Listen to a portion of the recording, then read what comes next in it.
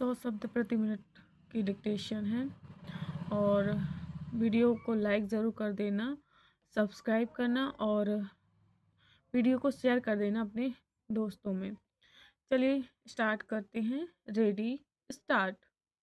उपाध्यक्ष महोदय, पुराने समाज से नए समाज को जो विरासत मिलती है उसी के आधार पर उत्पादन के साधनों का यह समाजीकरण होता है और केवल बड़ी कंपनियां ही इस स्थिति में होती हैं कि उन्हें समाज अपने हाथ में ले लें। पूंजीवादी विकास ही उन्हें इसके लिए तैयार करता है।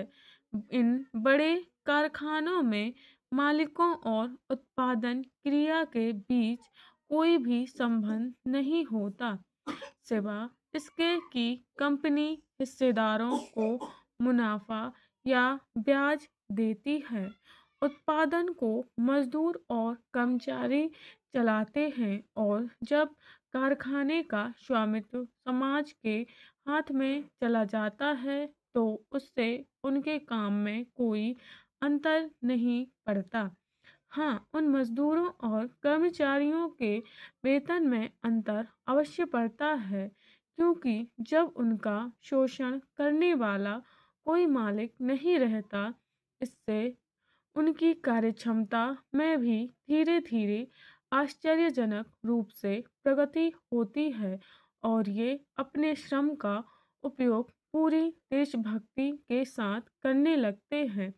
लेकिन क्रांति के अगले रोज ही हरेक को समाजवाद को मानने के लिए विवश किया जाता। अतः क्रांति का तात्कालिक परिणाम समाज नहीं होता, न ऐसा कभी हो सकता है। उससे मजदूर वर्ग को वह ताकत जरूर मिलती है और जब समस्त उत्पादन तथा वितरण समाजवादी आधार पर होने लगता है तभी समाजवाद की रचना पूरी होती है। समाजवादी आधार पर उत्पादन तथा वितरण का आधार है उन वस्तुओं का उत्पादन जो आम लोगों की जरूरतों को पूरा करें। मसलन हमारे देश में लगभग 9 करोड़ मकानों की जरूरत है। करोड़ों के पास सर्दी में पर्याप्त क्या साधारण ऊनी कपड़े तक नहीं होते, पैर में जूते और जुराबें नहीं होती। अतः समाजवादी उत्पादन में सर्वप्रथम इन चीजों को प्रमुखता दी जाती है। पूंजीवादी उत्पादन में जहां यथेष्ट मुनाफा कमाना ही प्रमुख लक्ष्य होता है, जनता की आम जरूरतों का ख्याल किए बिना उन्हीं चीजों का उत्पादन किया जाता है जिनसे अधिक लाभ हो।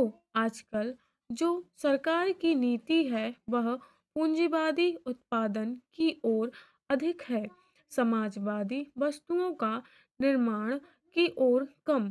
कहने को नारा समाजवाद का है, परंतु वास्तव में जब पूंजीवादी युग में हाँ जी रहे हैं, इसकी सबसे बड़ी खामी यह है कि वितरण पर चूंकि का कोई नियंत्रण नहीं होता, इसलिए उत्पादित वस्तुएं जनता तक पहुंचने से पहले ही मुनाफाखोरों के गोदामों में स्टॉक हो जाती हैं। अतः उत्पादन के वितरण पर समाज का नियंत्रण होना बहुत जरूरी है।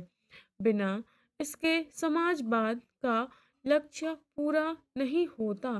दुर्भाग्य से हमारे देश में समाजवाद महज एक शब्द बनकर रह गया है, एक शब्द से अधिक कुछ नहीं। तभी तो स्वतंत्रता प्राप्ति के 25 वर्ष बाद भी लोग समाजवाद के बारे में भ्रमित हैं। कभी माओ दिखता है, कभी लेनिन, कभी नेहरू तो कभी लोहिया। हमारे देश में समाजवाद का चित्र अभी स्पष्ट नहीं है, लेकिन एक बात तो स्पष्ट है कि भारतवर्ष का समाजवाद कहीं बाहर से नहीं आया, बल्कि इस देश की मिट्टी और जलवायु की उपज होगा। हमें समाजवाद लाने के लिए दूसरे देशों से सलाह मशविरा नहीं करना, बल्कि अपने देश के वातावरण को लेकर उसी के मुताबिक समाजवाद के ढांचे को तैयार करना और उस पर अमल करना है। स्टॉप।